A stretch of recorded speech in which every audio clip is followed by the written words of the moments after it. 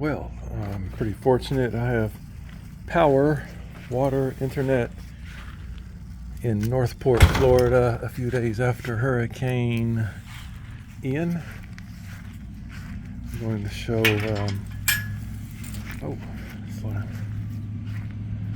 what a 1 out of 10 flood risk waterfront property is like. When I purchased this home, I knew that it was a 1 out of 10, and that's what I was looking for, and why I moved to Florida is because at that time in 2021 canal properties were much cheaper than what I was used to seeing out west in California, Oregon, and Washington. So this is the maximum flood. This is a record flood in my backyard. It's never been this high before. This is after Hurricane Ian, and that's the highest it's ever been, and probably the highest it ever will be. So normally it's probably about 7 feet lower than this, 10 feet lower maybe.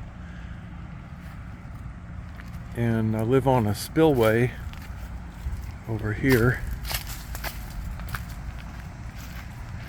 It still has quite a ways to go before it floods.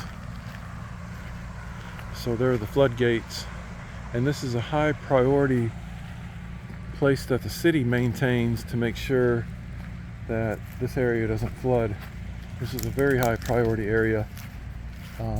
I'm one of the first to get power, internet, cell service, everything. Well, I don't have good cell service yet, but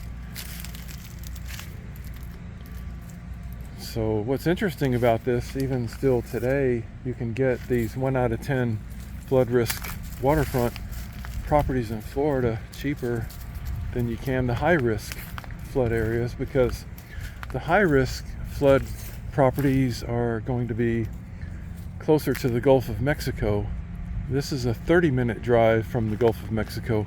Those who live much closer paid a premium to be over there closer to the beach, and they're also paying a price of getting their homes flooded and having to pay flood insurance. And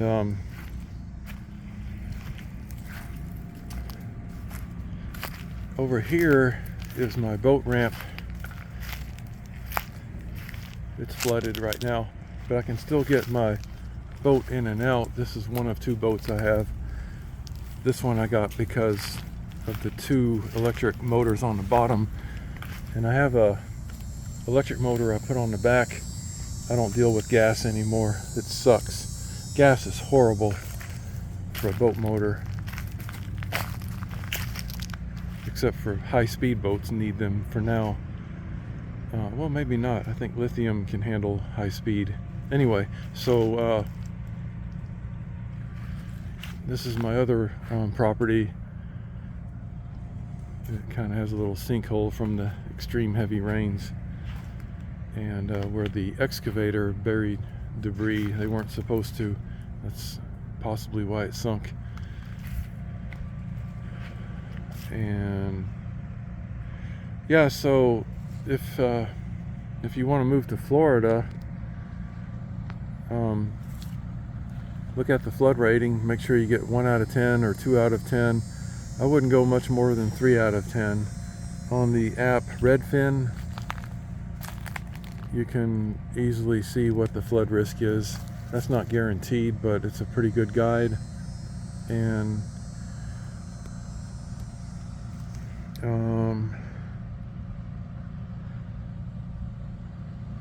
there's a lot of invasive fish in here. Forgot the name of it. Not terrapin, tilapia. Tilapia fish are in here. There are alligators, some of them around 8 feet long.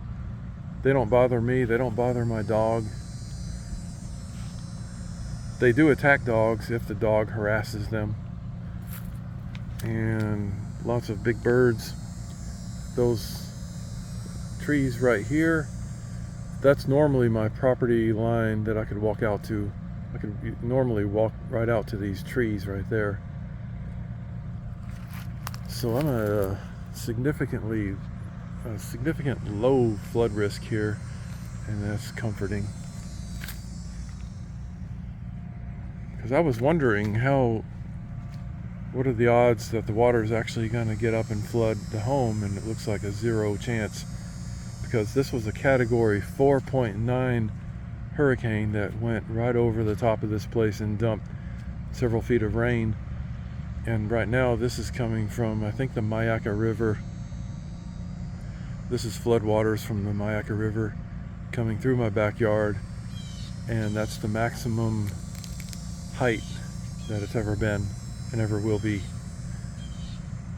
as far as I can intelligently analyze the geography of this area.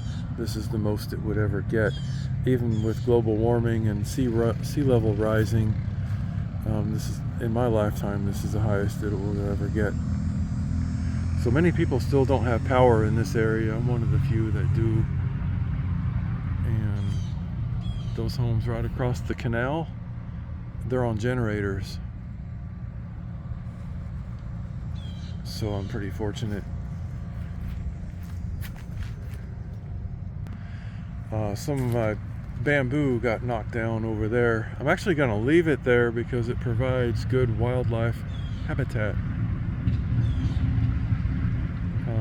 I'm expecting some interesting birds and things to sit on those over there. The outdoor furniture I had inside the house during the hurricane, I'm taking back out.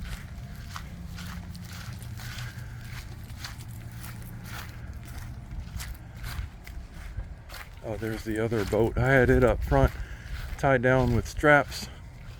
I have two boats, one so I can conveniently go somewhere else to go boating, and one in the backyard. And let's see, there's my soffit damage. I already filed an insurance claim.